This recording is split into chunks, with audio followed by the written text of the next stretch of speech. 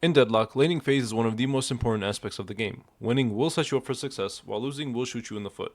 Of course, it doesn't determine everything, but it's a massive help to getting on the right track for your games. And of course, you're not going to win lane every time 100% of the time, because that's not possible.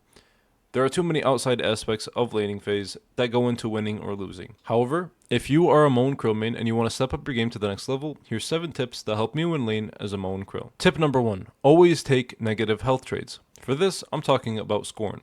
You will out-heal the enemy 9 times out of 10 with your Scorn. Scorn is an AoE ability that does damage and heals you based off of the damage that you do. For the 1 out of 10 times that they have too many healing abilities, then consider Healbane or Decay to catch up in your trades. Using Scorn will require you to play up close, which leads us into our next tip. Tip number 2. Play aggressive. Moan Krill is a close range character that has close range abilities, so naturally, you should always look to close the gap. However, you have to be careful about this. Jumping in with no game plan will get you killed at times. Recognize when your enemy's abilities are on cooldown or when they're reloading to make your move to close the distance. Utilize cover, get better with your movement. However, this also has to do with our next tip. Tip number 3. Getting used to the style. You have to get used to the style of playing up close. Small things like melees and parries or having to dive tower are going to be a big part of that playing style. For example, for me personally, when I get up close with an enemy, I usually bait out a parry. And when the enemy recognizes they got baited into parrying, they usually back up into tower. Which, from the last tip of playing aggressive, that's the goal. And with them pushed back into tower, you have now lane control.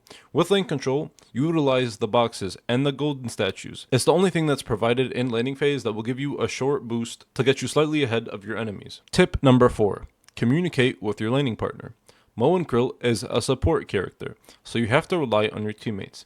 Things like letting your laning partner know when you're going to ult makes the difference between winning or losing lane. There are times where I let my teammate know I'm going in for an ult, and he were to tell me I have no cooldowns, I can't do any damage. Okay, no problem, I'm backing up.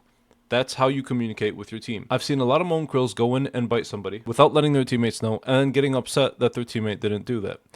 Again, I am at fault for it sometimes, but it's something you have to make a habit of. Another thing you'll need your teammate for is damage. You'll start to notice in your lanes that there will be times where both players are laser focused on you. This would be a perfect time for your teammate to dish some free damage while you tank. And talking about tanking, tip number 5, save your burrow in lane. In laning phase, the thing you take damage to most of the time are guns. When you're in burrow, you take very, very minimal gun damage. So the thing about playing aggressive in lane is that you need a way to get out. If you're playing ultra aggressive and you have them push back at their tower, you can get caught out with some stun abilities, or tether from Vin, or McGinnis wall.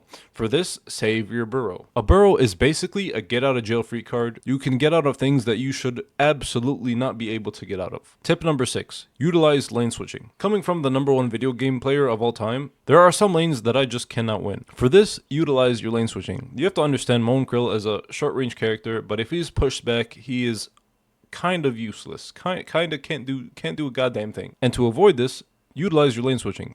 Talk to your teammates. This could be something that's just for you personally. For you personally, let's say you can't beat a Bebop for the life of you.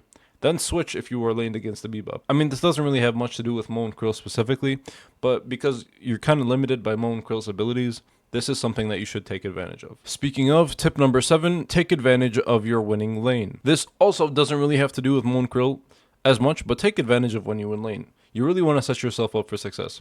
If you win lane, you now have a couple options. First, I want you to take a look at your other 2 lanes. Are they winning? Are they losing?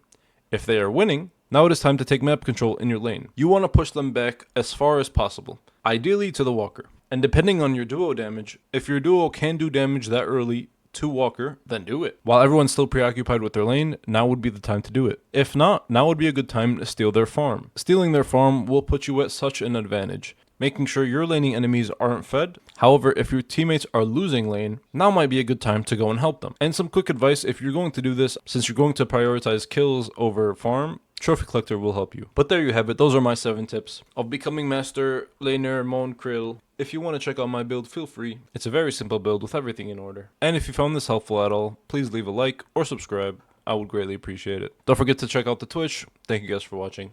Peace out.